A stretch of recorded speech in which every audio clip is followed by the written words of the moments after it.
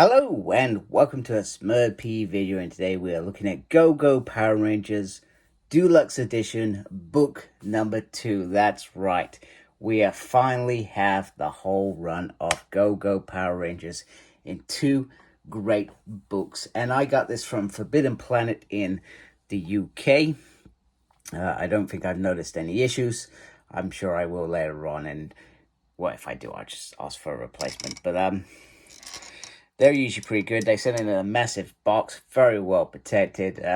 Probably because they know if I'm not happy, I send it back. That's what my wife said anyway. So it's great to have these. And I think this one's still available, Volume 1. So if you haven't read Go-Go Power Rangers, certainly read that. And this is written by Ryan Parrott, who started on this book. He moved over to Mighty Morphin Power Rangers, or Mighty Morphin and Power Rangers, where they sort of closed this chapter and then moved on to current affairs, etc. I probably should have cleaned that. That's okay.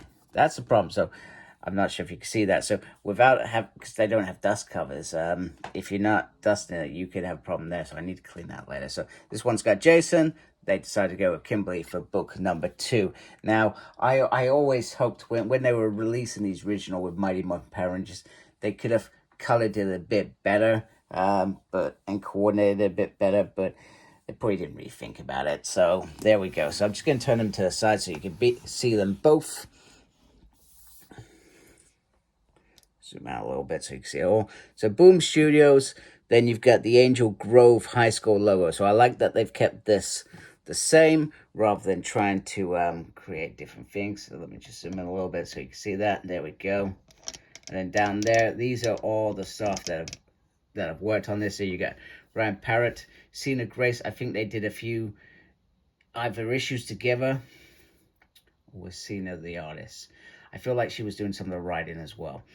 Then you got Sean Pryor, Eleonora Carlini, Francesco Matarino, Daniel Bayliss, and George Cambat Diaz. I apologize if I said any of those names wrong. I do say names incorrectly.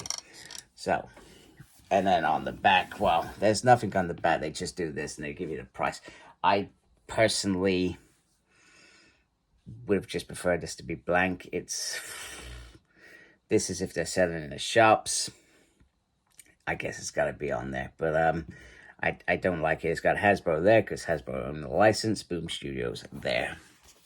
So let's have a quick butchers inside.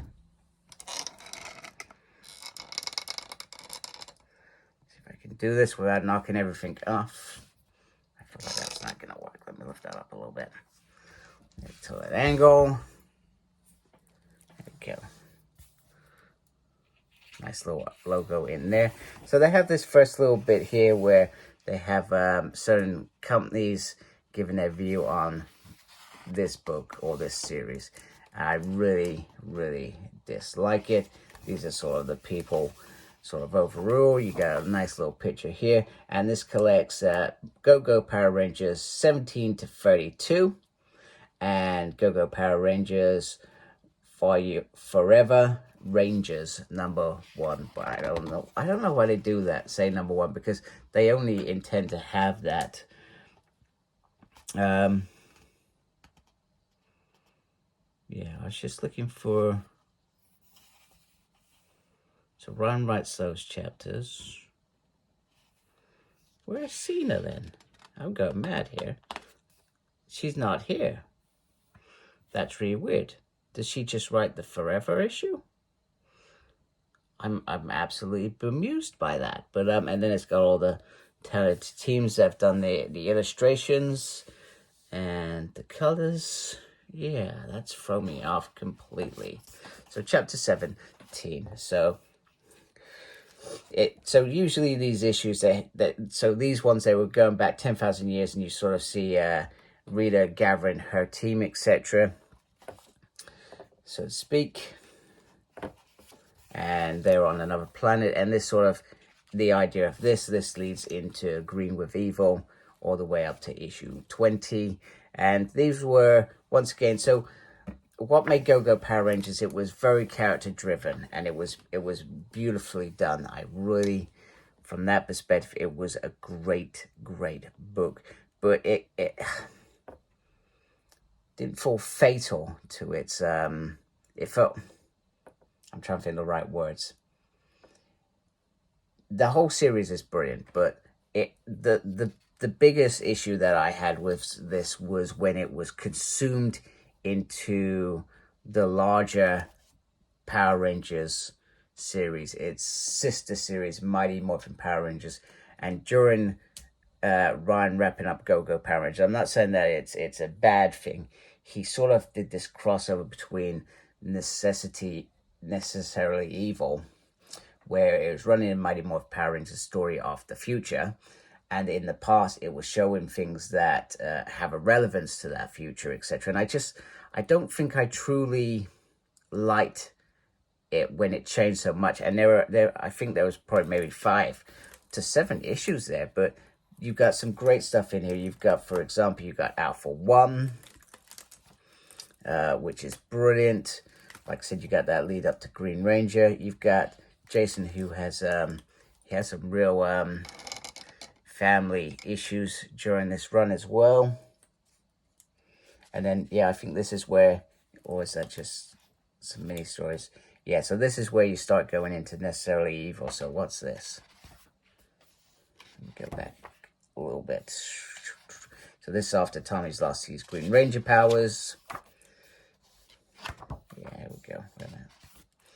Blimey. How far back am I? There we go. Right.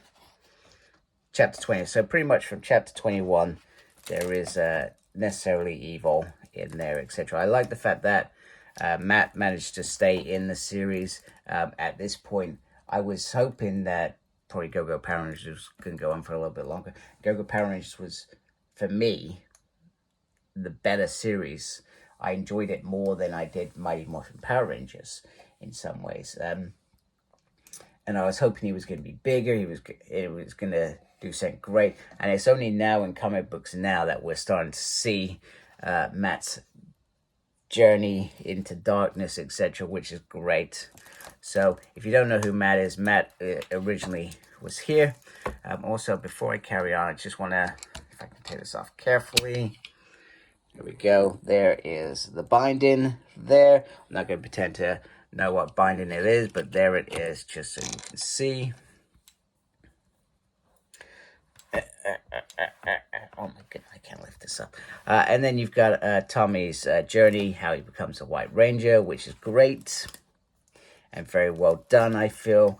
And what Ryan did so well with these early days is he took what was little gaps in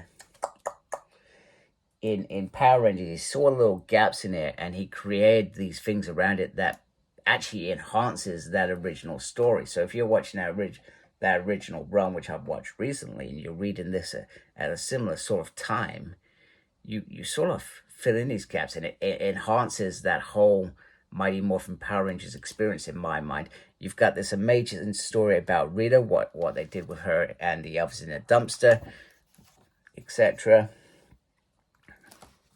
And then, like I said, you got this crossover with Necessarily Evil as well. And then it just all ends as it does. And it was a brilliant book. I really do.